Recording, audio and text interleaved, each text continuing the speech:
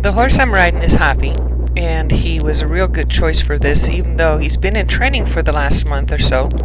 He took a look at his new surroundings and decided he was not real comfortable with where he was at.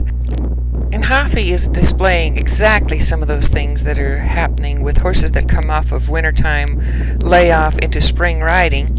He wants to look around, he wants to just run all over the place, he wants to check out the other horses that are crossed on the other side of the yard over there. Anything except for listen to me. Now, if I was to give him his wish and get off of him and just turn him loose in the arena to go check everything out, he would just build his own energy and just keep on revving himself up until he'd almost be completely uncontrollable. So what are we going to do to get control of this horse? Well, we could fight him and forcibly impose our control on this horse. But we all know exactly how pleasant those fights are, and we all know that they kind of just go from bad to worse. His energy builds our energy, and our energy keeps on building his energy, and pretty soon this horse is getting worse and worse and worse, and really that first day of riding after winter layoff is not a real enjoyable ride. Matter of fact, we all know those rides, and we all put those rides off for as long as we can, just so we don't have to deal with that fight. So let's do a different thing. Let's go ahead and control his energy by just channeling it instead of forcibly imposing our control over him. The pattern I'm riding here is called the Hourglass, and the beauty of the Hourglass is that it has visual focal points that the horse can use in his own rate and in his own mind. After riding the pattern a couple of times, he realizes that he has to turn at each one of these visual markers. And here's the pattern. And the brown dots in this graphic are the markers that I use. And I've used barrels, I've used buckets, I've used coats, I've used hay bales, or just flakes of hay. I've used anything that a horse can visually see very easily. Start riding it at a trot, just like what I'm doing with Huffy right there, and just keep on bending him around each one of the markers. At a good working trot, just go from marker to marker and focus on each marker as you head towards it. Whether or not he goes and bends around these markers correctly is completely irrelevant to today's riding. It is all we want to do is focus him away from his own concerns onto the riding that we want him to do. Now, the lungs are kind of like a clutch, and sometimes you just got to engage the lungs before the brain can start working. So Huffy's going to go around this pattern at a working trot, and pretty soon his lungs are going to start working, and he's going to start engaging his brain a little bit. And when he starts engaging his brain, he can also start listening to me.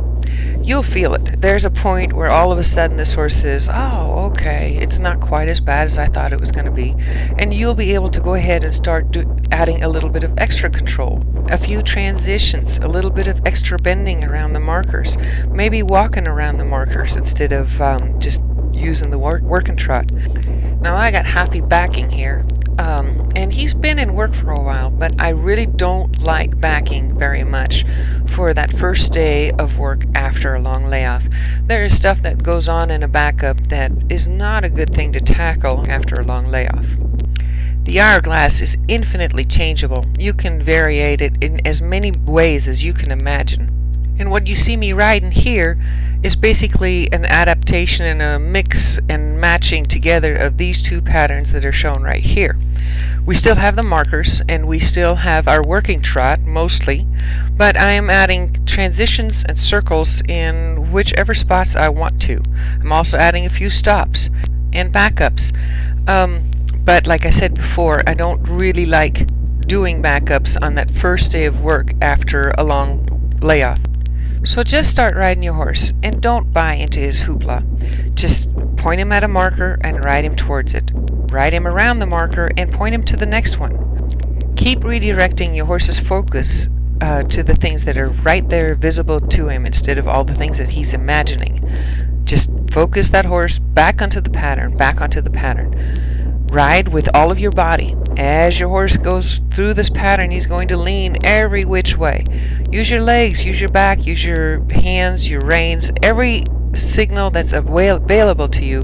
Go ahead and use it to go ahead and focus your horse onto the task at hand.